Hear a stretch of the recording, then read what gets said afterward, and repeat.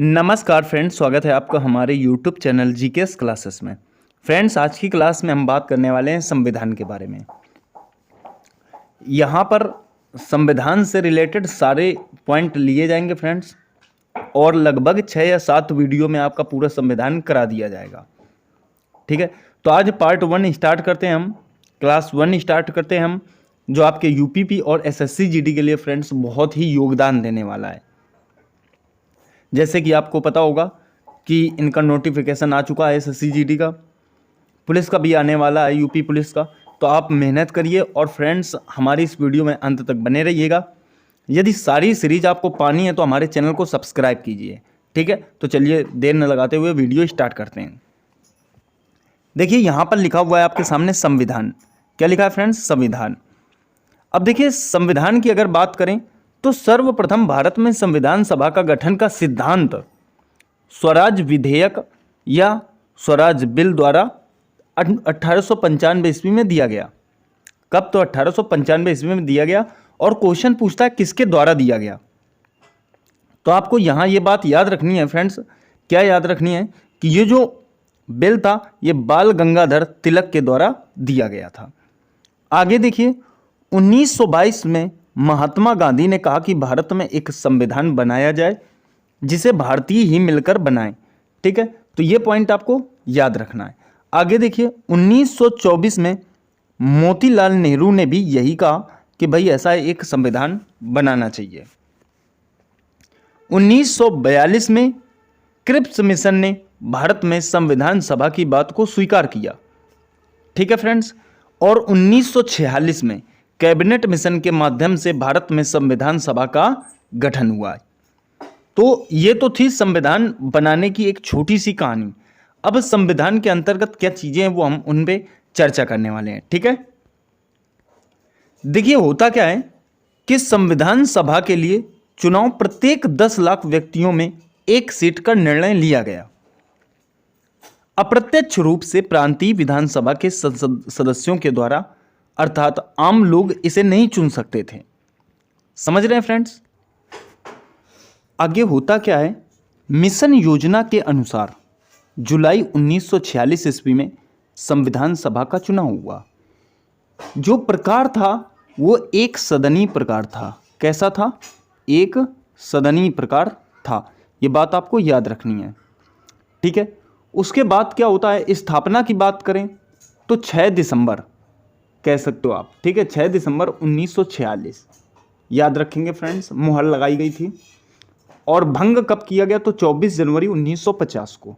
ठीक है, पूर्ववर्ती स्थिति क्या थी? इंपीरियल लेजिस्लेटिव काउंसिलिंग और उत्तरवर्ती भारतीय संसद था। ठीक है फ्रेंड्स, ये बात आपको याद रखनी है। इसके बारे में एक बात बताना चाहता हूँ। जैसे यहाँ पर आपको थोड़ा सा बताया गया अगले पॉइंट में, संविधान सभा के सदस्यों की कुल संख्या 389 निश्चित की गई। कितनी? तो 389 निश्चित की गई। उसके बाद होता क्या है कि पहली बार संविधान सभा की मांग 1895 में बाल गंगाधर तिलक द्वारा की गई, और अंतिम बार अर्थात 5वीं बार, ये ध्यान रखना है, मैंने बताया आपको अंतिम बार या फिर कह सकते हो 5वीं बार। तो 5वीं बार की अगर बात करें तो 5वीं बार जो है नेहरू जी ने संविधान सभा का बनाने का निर्णय लिया। ठीक है, संविधान सभा बनाने का निर्णय लिया।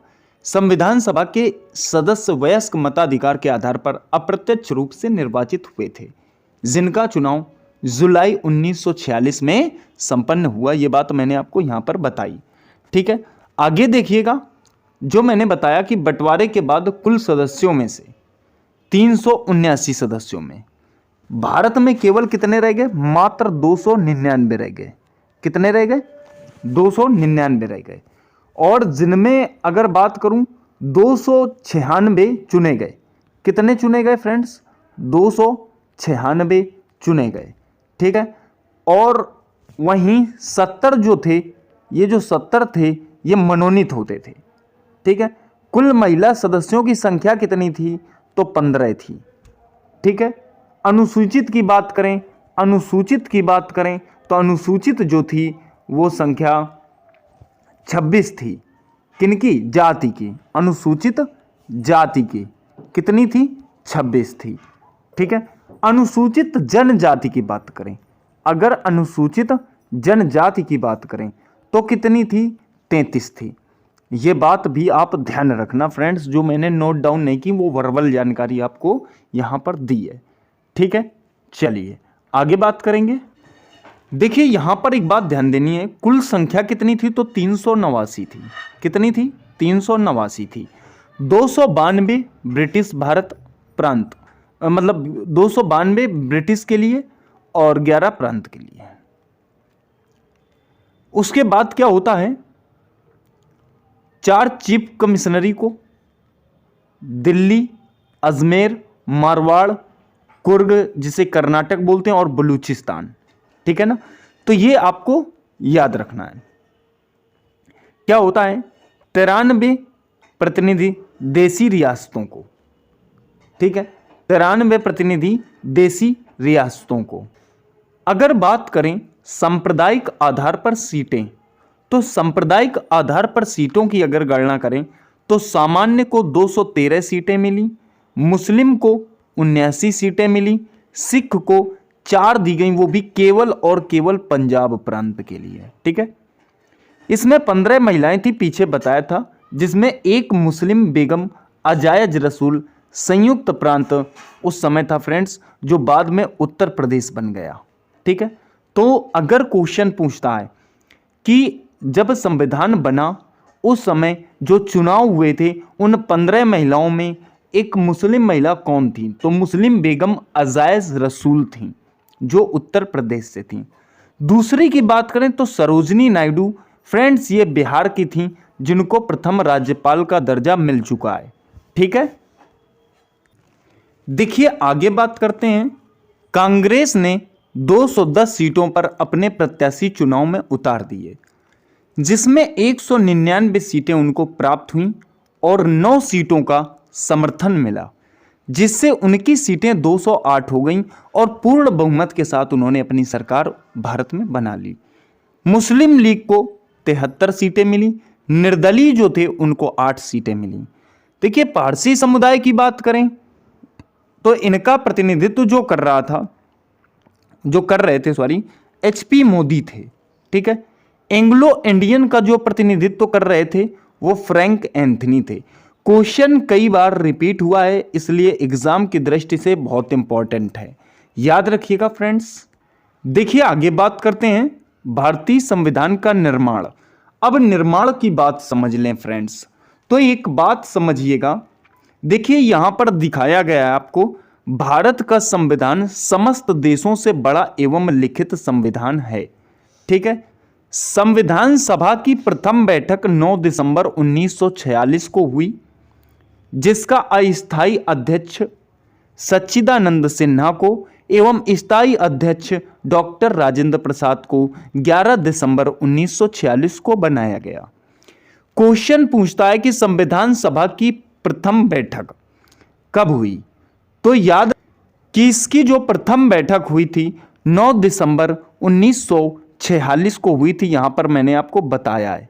ठीक है, अब एक बात और समझिएगा फ्रेंड, अगर क्वेश्चन पूछता है कि स्थापना कब हुई, संविधान सभा की स्थापना, तो याद रखेंगे संविधान सभा की स्थापना, यहां पर थोड़ा सा बता रहा हूं, अगर स्थापना से संबंधित क्वेश्चन पूछता है तो याद रखना वो 3 दिसंबर को हुई थी। कब हुई थी? 3 दिसंबर को स्थापना हुई थी। ठीक है, क्योंकि फ्रेंच प्रथा के अकॉर्डिंग इसकी स्थापना की गई थी, तो ये बात आपको याद रखनी है फ्रेंड्स। आशा करता हूं ये पॉइंट आपको समझ में आ गया होगा। चलिए आगे बात करेंगे। देखिए आगे अगर बात करते हैं तो यहां पर मैंने आपको बता रखा है 11 दिसंबर 1946 को बनाया गया। ठीक है, और इसका जो उपाध्यक्ष निर्वाचित किया गया था, देखिए अध्यक्ष तो मैंने बताया आपको, अध्यक्ष मैंने आपको बताया डॉक्टर राजेंद्र प्रसाद। ठीक है, कौन से अस्थायी अध्यक्ष थे? सच्चिदानंद सिन्हा, और स्थायी अध्यक्ष थे डॉक्टर राजेंद्र प्रसाद। अगर क्वेश्चन ये कर दे कि भाई उपाध्यक्ष कौन थे, तो याद रखना हरेंद्र कुमार मुखर्जी थे। कौन थे फ्रेंड्स? हरेंद्र कुमार मुखर्जी थे, ये भी याद रखना है आपको। ठीक है, चलिए, तो आशा करता हूं जो पॉइंट फ्रेंड्स मैंने नहीं लिखे हैं वो पॉइंट आपको मैं अपनी जुबान से बता रहा हूं, उस पर भी आपको भारी मात्रा में गौर करना है। देखिए आगे बात करेंगे, अगले पॉइंट में श्री बी एन राव को संविधान सभा के संवैधानिक सलाहकार पद पर नियुक्त किया गया। ठीक है, क्वेश्चन पूछता है संविधान सभा के संवैधानिक सलाहकार पद पर किसे नियुक्त किया गया, तो श्री वी एन राव को।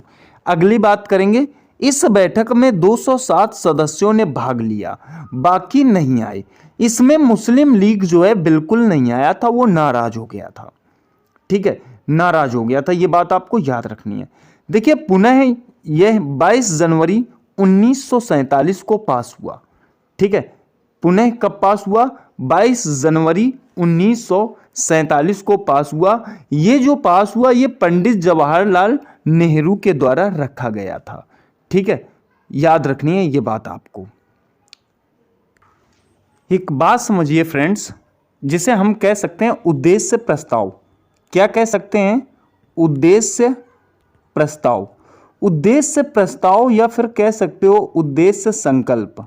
ठीक है, उद्देश्य संकल्प या उद्देश्य प्रस्ताव अगर बात करें तो इसे सबसे पहले पाकिस्तान की संविधान सभा ने 12 मार्च 1949 को पारित किया। किसने, 12 मार्च 1949 को पारित किया, वो भी किसने, तो पाकिस्तान की संविधान सभा ने। इस संकल्प को 7 मार्च सन 1949 को पाकिस्तान के प्रधानमंत्री लियाकत अली, किसने फ्रेंड्स, लियाकत अली, तो लियाकत अली खान ने कौमी असेंबली अर्थात पाकिस्तान की विधायिका में पेश किया।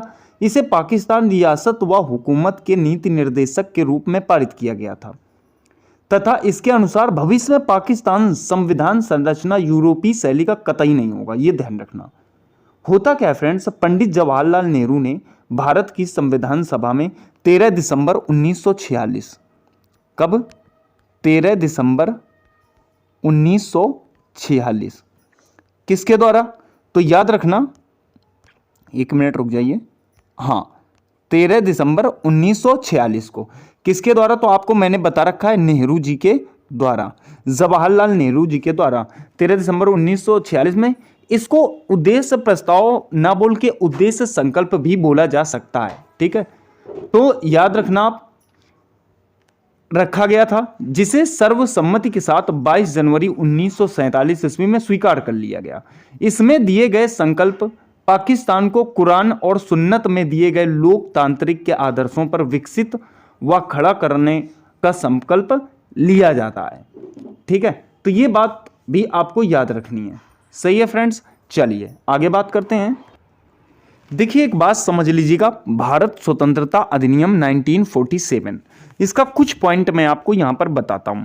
देखिए विभाजन की बात करें तो कुछ भाग पाकिस्तान में पहुंच जाता है विभाजन के समय, जैसे सिंध प्रांत, पूर्वी बंगाल, जहां की सीट से खुलना एक स्थान पड़ता है फ्रेंड्स, और वहां से डॉक्टर भीमराव अंबेडकर सदस्य थे। ये बात मैं क्यों बता रहा हूं, इसलिए बता रहा हूं क्योंकि आप पढ़ते हो संविधान सभा के जो जनक हैं वो डॉक्टर भीमराव अंबेडकर हैं। तो आखिर क्यों आए वो संविधान में, कैसे आए वो संविधान में, क्वेश्चन बहुत सारा इंपॉर्टेंट होता है इसमें कि भाई वो क्यों आए, उन्होंने क्यों संविधान बनाया, ये जानना चाहिए आपको। आप सिर्फ इतना ही पढ़ते हो कि मतलब संविधान के जो जनक हैं वो डॉक्टर भीमराव अंबेडकर हैं, तो क्यों है, पूरा मुद्दा समझिए। तो मैंने क्या बताया, बंगाल जहां की सीट से खुलना एक सीट थी फ्रेंड्स, और डॉक्टर भीमराव अंबेडकर वहां से सदस्य थे। लेकिन क्या होता है, बंटवारे के बाद खुलना पाकिस्तान का हिस्सा हो जाता है, जिससे डॉक्टर भीमराव अंबेडकर को वह सीट छोड़नी पड़ती है। और फिर यह कहा गया कि या तो तुम पाकिस्तान चले जाओ तो वहां पर बने रहोगे, या फिर तुम भारत आ जाओ। तो डॉक्टर भीमराव अंबेडकर ने कहा कि नहीं, मैं भारतीय हूं और मैं भारत में ही रहूंगा, मैं अपनी सीट छोड़ दूंगा, मैं पाकिस्तान नहीं जाऊंगा। अब फिर देखो क्या होता है, फिर एक खत लिखा जाता है पुणे को, किसको, तो डॉक्टर राजेंद्र प्रसाद के द्वारा चिट्ठी लिखकर बीजी खेर मुंबई को भेजी जाती है, बीजी खेर जी को मुंबई के लिए भेजी जाती है। जो कौन थे, तो संवैधानिक सलाहकार थे, मैंने पीछे बताया था आपको। और उनसे कहा जाता है कि भाई ऐसा है, डॉक्टर भीमराव अंबेडकर को एक पद दो ठीक है, तो उन्होंने क्या किया, उन्होंने पुणे की एक सीट खाली करवाकर एम.आर. जयकर के स्थान पर डॉक्टर भीमराव अंबेडकर को नियुक्त करवाया। इसके बाद डॉक्टर भीमराव अंबेडकर ने संविधान के निर्माण में अपना एक अहम योगदान दिया। ठीक है फ्रेंड्स, तो यह बात आपको याद रखनी है। आइए इस पॉइंट में हम चर्चा करेंगे संविधान निर्माण की समिति एवं उसके अध्यक्ष। ठीक है फ्रेंड्स, देखिए प्रारूप समिति की बात करते हैं। सबसे पहले क्या था प्रारूप समिति में, तो डॉक्टर भीमराव अंबेडकर थे। ठीक है, इसमें 7 सदस्य भी थे। इसके अध्यक्ष कौन थे, तो मैंने आपको बताया कि डॉक्टर भीमराव अंबेडकर थे। और इसमें कितने सदस्य थे, तो मैंने आपको यह भी बताया कि इसमें 7 सदस्य थे। लेकिन 2 की फ्रेंड्स, यहां पर 2 की मृत्यु गलत है थोड़ा सा, क्योंकि दोनों के एक की मृत्यु होती है। ठीक है, एक चले जाते हैं, तो एक तो छोड़कर चले जाते हैं और एक लोगों की मृत्यु हो जाने के कारण जो है उसमें रिप्लेसमेंट किया जाता है, 2 नए लोग आते हैं। तो 7 तो पहले ही थे, और जब वो 2 रिप्लेसमेंट होते हैं तो इसमें 9 लोग शामिल हो जाते हैं, लेकिन 7 ही होते हैं।